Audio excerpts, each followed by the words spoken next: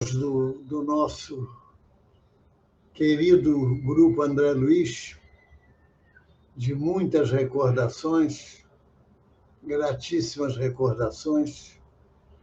Nós estamos aqui agradecendo a oportunidade de conversarmos sobre o nosso irmão maior, benfeitor Jesus, nosso modelo e guia, que nós sabemos conforme a notação dos benfeitores espirituais a Kardec. No livro A Caminho da Luz, no capítulo 12, quando Emmanuel fala sobre a manjedoura, ele disse que a primeira lição de Jesus, a manjedoura, como a nos dizer que a humildade representa a chave de todas as virtudes. E ele completou: começava a era definitiva da maioridade espiritual da humanidade terrestre, de vez que Jesus, com a sua exemplificação divina, entregaria o código da fraternidade e do amor em todos os corações. A sua lição de amor e de humildade foi única em todos os tempos da humanidade. Os profetas de Israel consideraram, dele asseveraram muito tempo antes da manjedoura e do Calvário. Disseram: levantar-se-á como um arbusto verde, vivendo na ingratidão de um solo árido, onde não haverá graça nem beleza, carregado de opróbrios e desprezado dos homens, todos lhe voltarão o rosto. Jesus ensinou-nos que deveríamos amar o próximo como ele nos amou. Então, a novidade do ensino é amar como ele nos amou, e não da forma como nós amamos, queremos amar os nossos irmãos. Nós queremos amar os nossos irmãos desde que eles nos amem como nós queremos ser amados. Mas nós esquecemos que nós devemos amar o próximo do jeito que ele é. E não esperar mudança dele, a transformação dele para nós o amarmos. Como está no Evangelho segundo o Espiritismo, no capítulo 11, item 8, fala da lei do amor. O amor é uma lei, e por ser uma lei, e uma lei divina, ela é infinita, perfeita e inalterável. Então, a lei do amor é inalterável e perfeita. Ela resume a doutrina de Jesus toda inteira, visto que esse é o ensinamento por excelência, e os sentimentos são os instintos elevados à altura do progresso feito. O ponto delicado do sentimento é o amor. No sentido vulgar do termo, mas esse sol interior que condensa e reúne em seu ardente foco todas as aspirações e todas as revelações sobre-humanas, disse Lázaro neste capítulo do Evangelho. Se nós formos buscar outras informações e reflexões a respeito do amor, nós fomos ao Nosso Lar, no capítulo 18, que tem o título de Amor, Alimento das Almas. Quando a senhora Laura fala a André Luiz, nosso irmão talvez ignore que o maior sustentáculo das criaturas é justamente o amor. Todo o sistema de alimentação nas variadas esferas da vida tem no amor a base profunda. A alma em si apenas se nutre de amor. Quanto mais nos elevarmos, disse a mentora, no plano evolutivo da criação, mais extensamente conheceremos a verdade. Essa verdade. Então, ele é um alimento. E quem não se nutre com esse alimento, sob o ponto de vista espiritual, é uma pessoa anêmica, desnutrida. Então, nós observamos os sentimentos negativos que nós alimentamos e nos afeiçoamos deles ao longo de séculos, que são o egoísmo, o orgulho e, por consequência, a tristeza, o negativismo e, agora, nos tempos atuais, a depressão. Porque a depressão é a criatura, sobretudo, não aceitar a vida que tem. Nós, via de regra, queremos que as pessoas mudem em relação a nós. Então, nós temos dificuldades em aceitar as pessoas do jeito que elas são. E aí, o que acontece muitas vezes? E também aquilo que nós queremos e que não está no nosso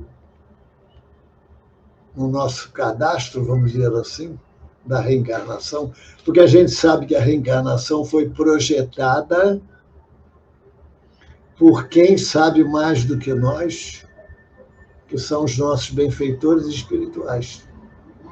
Eles salientaram aquilo que nós deveríamos fazer para justamente vencer aquelas obras mal feitas que fizemos ao longo dos tempos para nos corrigirmos.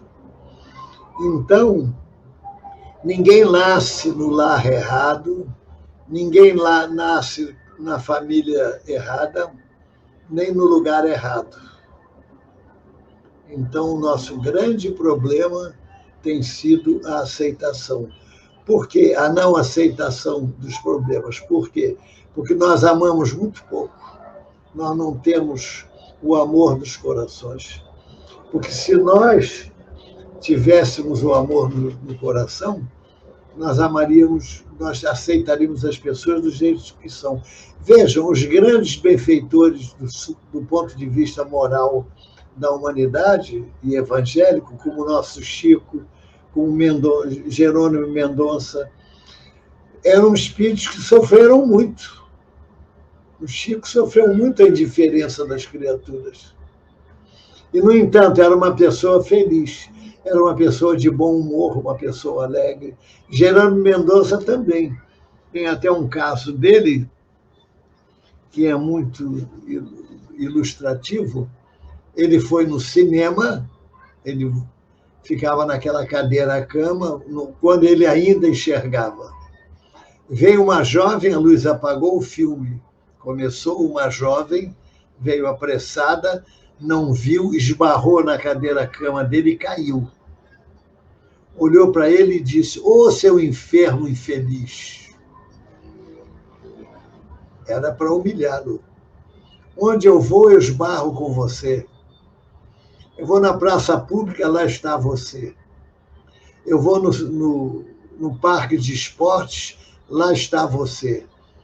Eu vou no teatro, lá está você. E agora, eu não só vi você, como caí por sua causa. Ele olhou para ela, sorrindo, e disse: "Isto acontece porque você não para em casa." Ficaram amigos. Então, vejam, mesmo recebendo uma ofensa, ele teve bom humor, entendeu a posição da pessoa. Por quê? Porque ele amava. Porque quando o amor existe, acontece assim.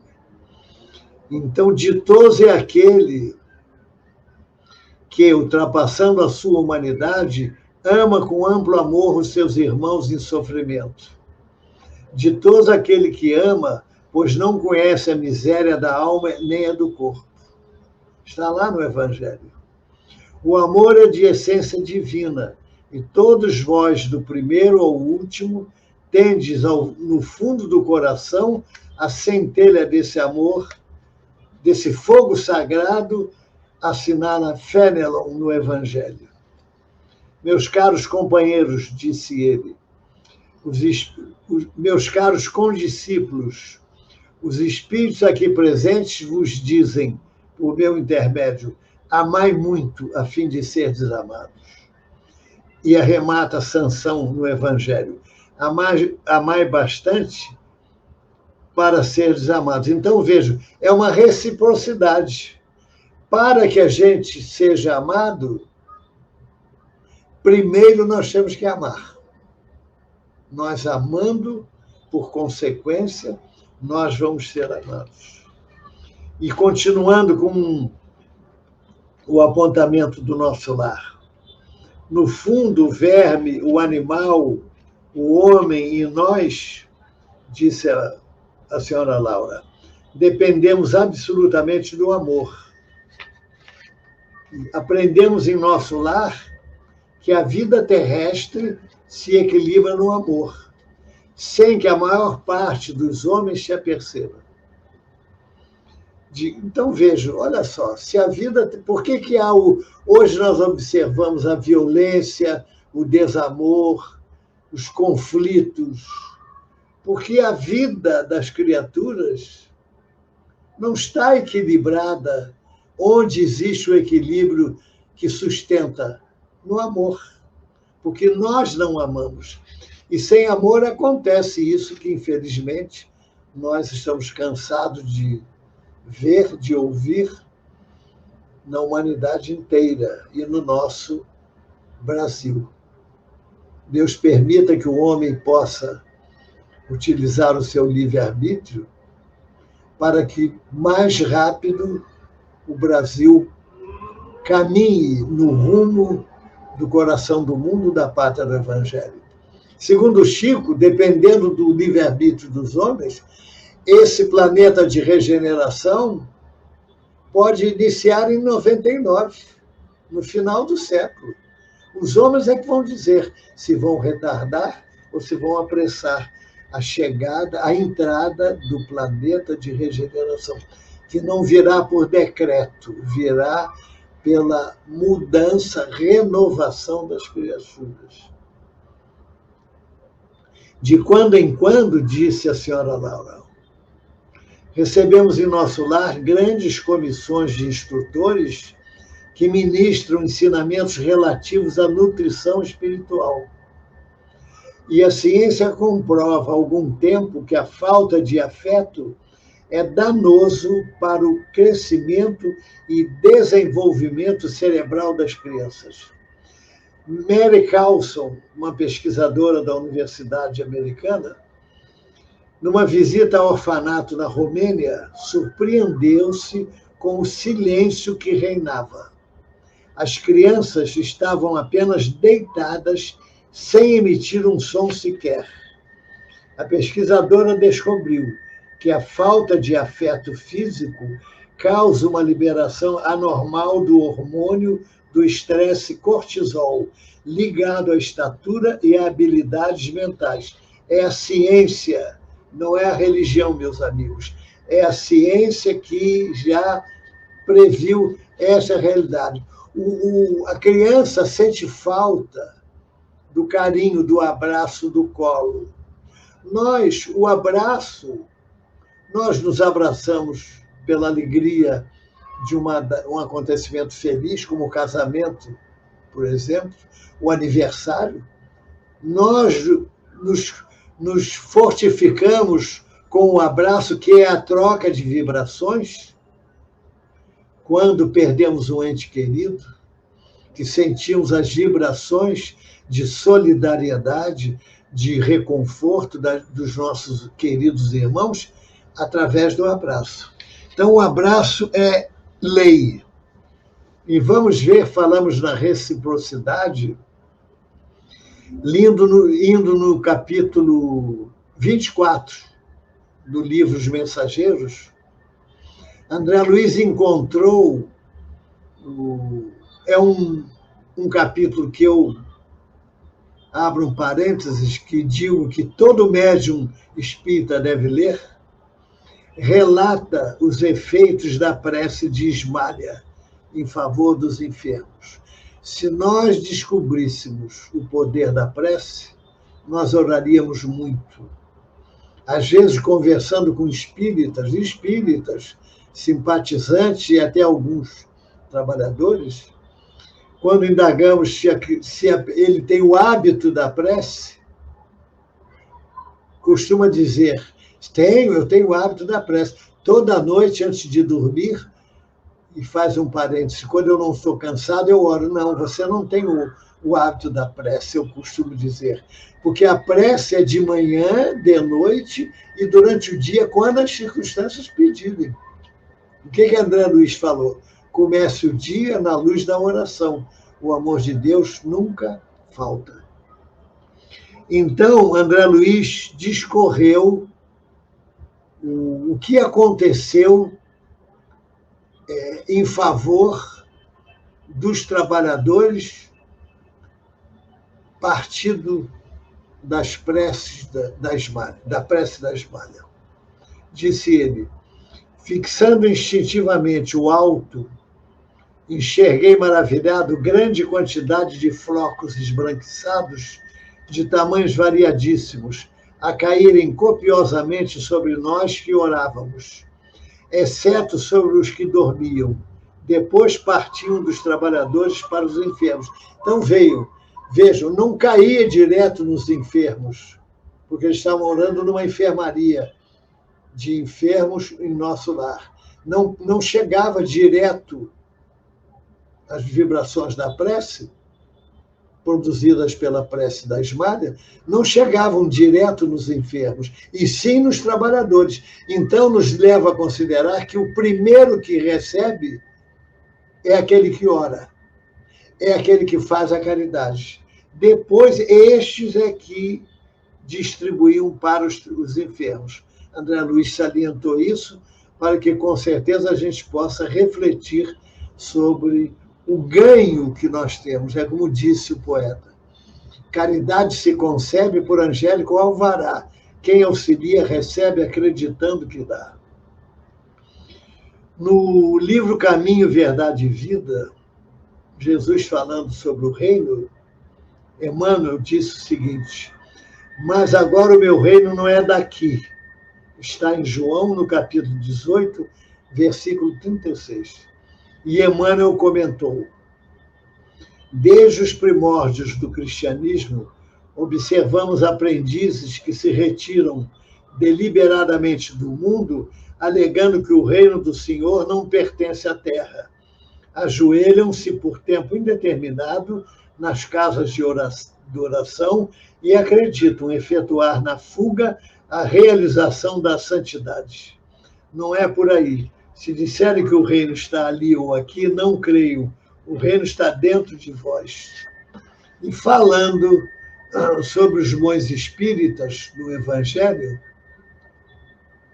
disse o mentor: sois todos obreiros da última hora. Todos viestes quando foste chamado. Já refletiram nisso? Na nossa responsabilidade? Espiritismo quer dizer compromisso, gente.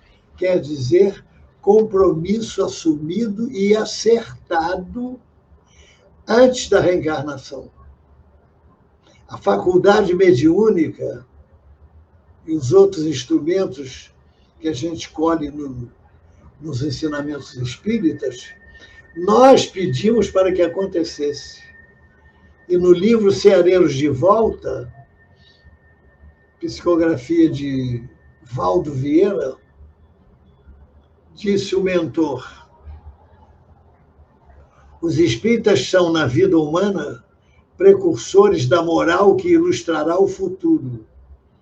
Inadiável experimentar e aprender desentranhar a ignorância e assimilar o conhecimento, afirma Inácio Bittencourt, né, em mensagem neste livro, Ceareiros de Volta.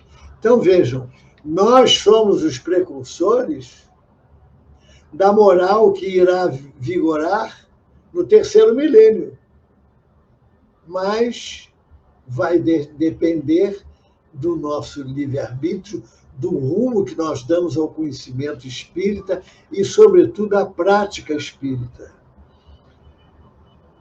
Missão dos espíritas, no Evangelho, capítulo 20, item 4. Sois os escolhidos de Deus, ide e pregai a palavra divina. É chegada a hora em que deveis sacrificar a sua propagação, os vossos hábitos, os vossos trabalhos, as vossas ocupações fúteis.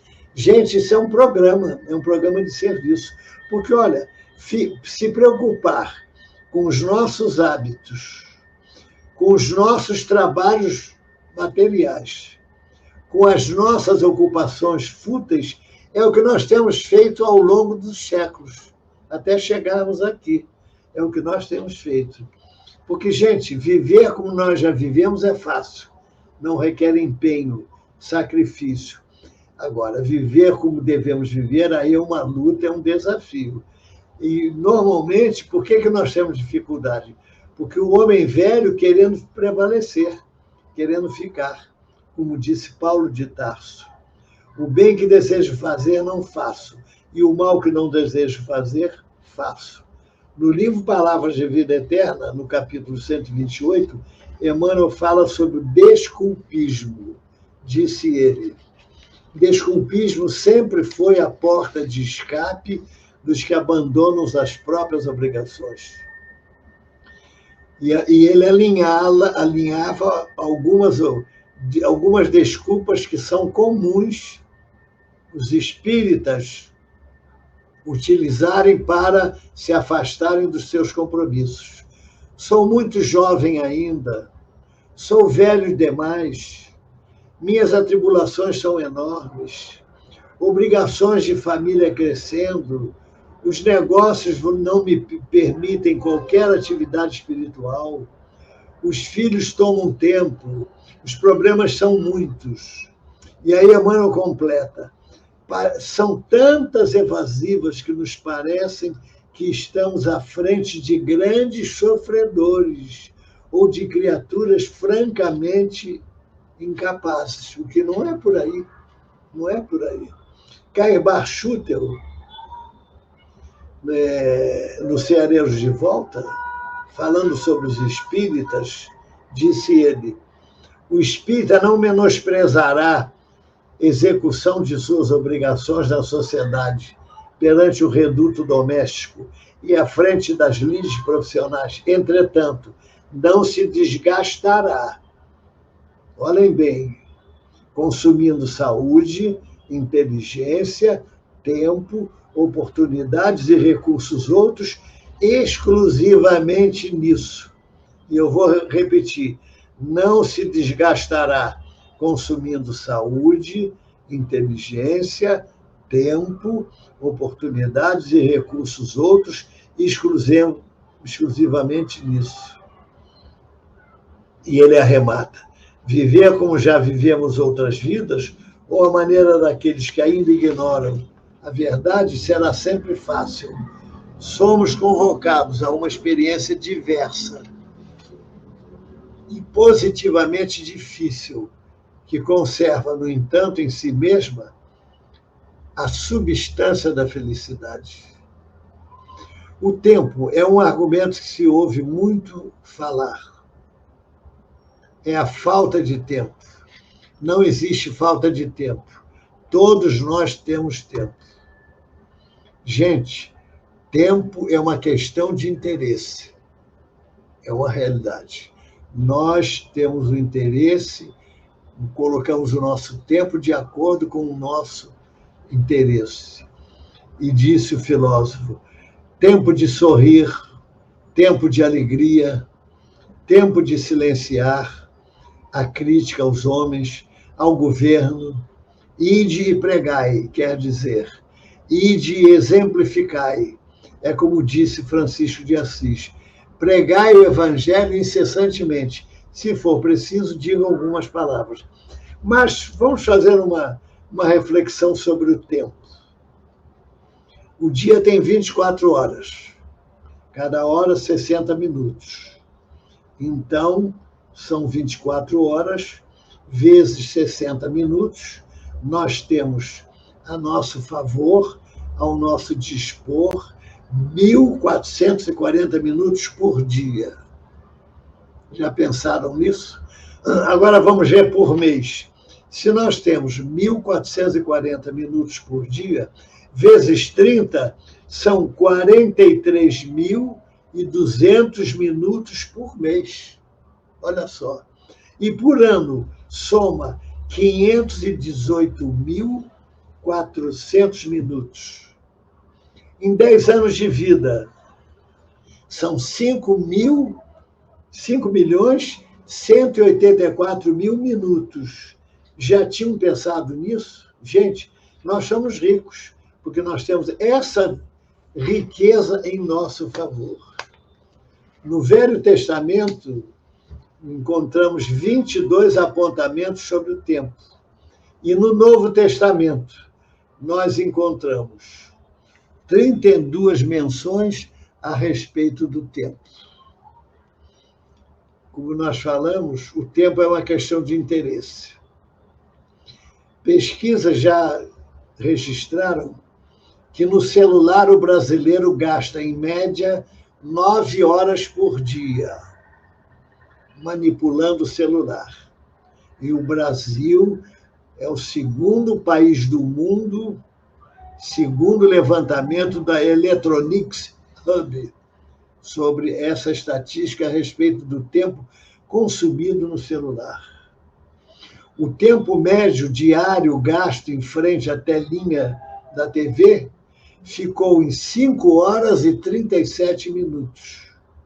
Segundo ainda o estudo, 25% de todo o tempo dedicado à televisão é assistido a jornalismo, quer dizer, vendo tragédias, crimes, violências, guerras. Então, meus amigos, olha o tempo. Quanto tempo que nós utilizamos de maneira equivocada? E quanto tempo gastamos na fofoca?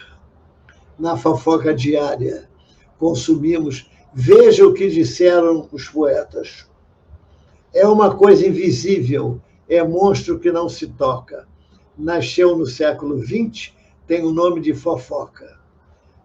Com 72 janeiros, morreu Candinha Maroca. Gastou 10 anos de estudo, 62 em fofoca, disse Cornélio Pires. E Jacques Aboab foi além.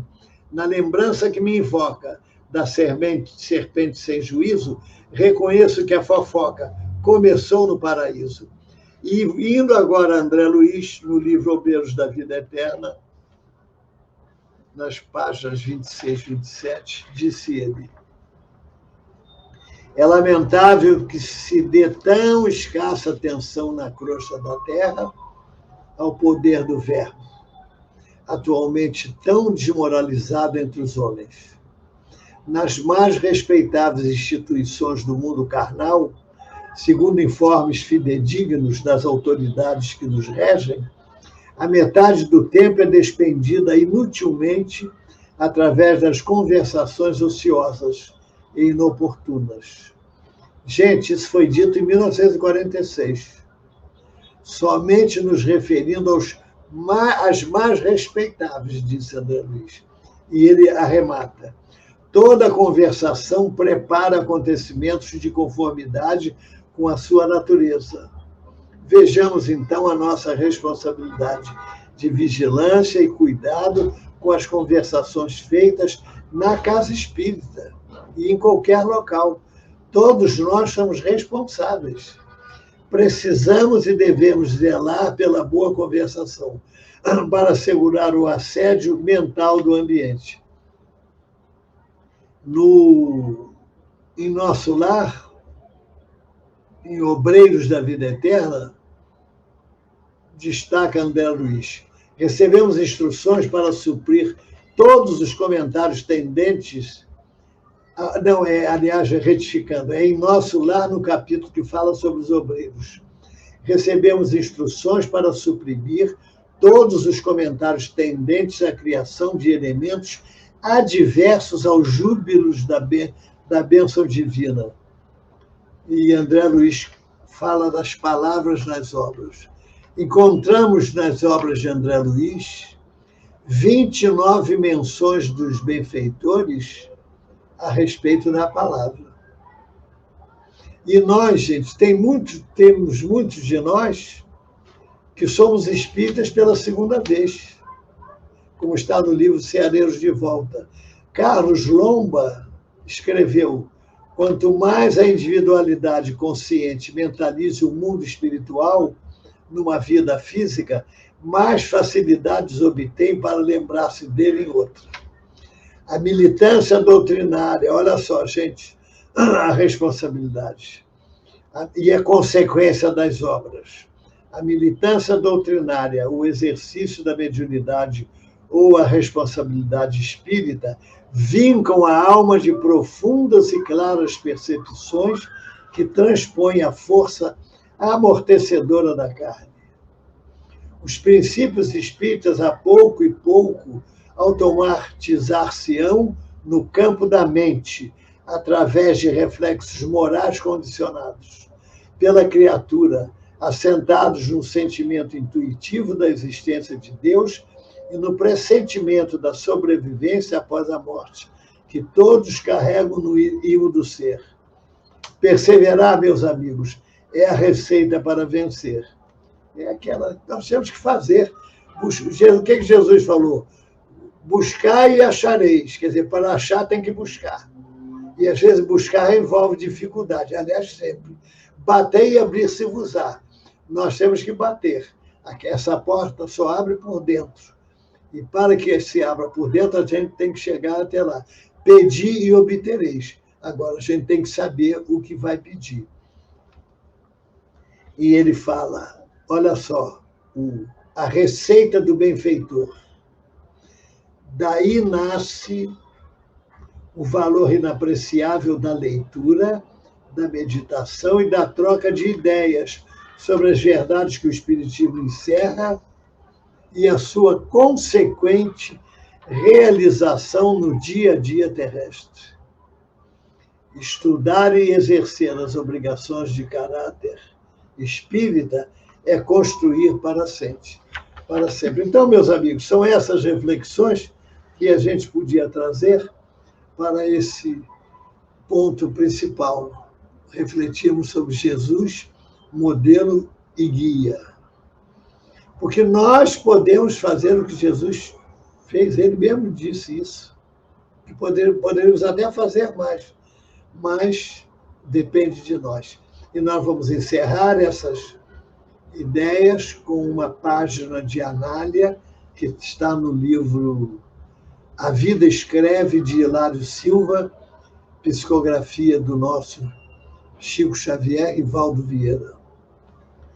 Disse ela, a doente que se queixava em desespero, disse Hilário Silva, a doente que se queixava em desespero perguntou à senhora que lhe velava o leito: permite que eu leia para o seu reconforto algum pequeno trecho de Allan Kardec? Deus me livre, gritou a enferma, cuspindo-lhe aos pés. Ainda assim, as mãos abnegadas da companheira continuaram ajeitando-lhe os lençóis. Quero água, exigia a doente. Exigiu. A amiga trouxe-lhe água pura e fresca. De copo às mãos, a enferma, num ímpeto, atirou-lhe todo o líquido à face, vociferando: água imunda, como se atreve a tanto? Quero outra. Paciente e humilde, a senhora enxugou o rosto molhado e, em seguida, trouxe mais água. Quero chá. E o chá surgiu logo. Chá mal feito, chá frio, disse, virando a página aqui, peraí.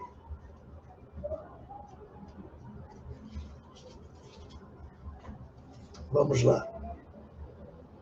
O conteúdo da taça foi projetado ao peito da outra, ensopando-lhe a blusa. Traga chá quente. Foi a ordem obedecida. Você aceita agora o remédio? Indagou o assistente. Que venha depressa. Ao tomar, contudo, a porção, a dama inconformada agarra a colher e vibra um golpe no braço da amiga. Surge pequeno ferimento mostrando sangue. E a enferma cai em crise de lágrimas, chora e depois diz: Anália, se a religião espírita que você abraçou é o que lhe ensina a me suportar com tanta calma, leia o que quiser. A interpelada sentou-se, tomou o Evangelho segundo o Espiritismo e leu a formosa página intitulada A Paciência, no capítulo 9, que começa afirmando: a dor é uma bênção que Deus envia aos seus eleitos. Acalmou-se a doente, que acabou aceitando o socorro do passe e o benefício da água fluida. Conversaram ambas. A enferma serenada ouviu da companheira os planos que arquitetava para o futuro, em benefício dos meninos abandonados à rua. No dia seguinte, ao despedir-se, a obsidiada em reequilíbrio beijava-lhe as mãos e dava-lhe os primeiros 2 contos de réis para começar a grande obra. Essa enfermeira admirável de carinho e devotamento era Anália Franco, a heroína espírita paulista que se fez sublime benfeitora das criancinhas desamparadas. Então, um domingo de paz, muito obrigado pela oportunidade, que Jesus nos abençoe. Graças a Deus.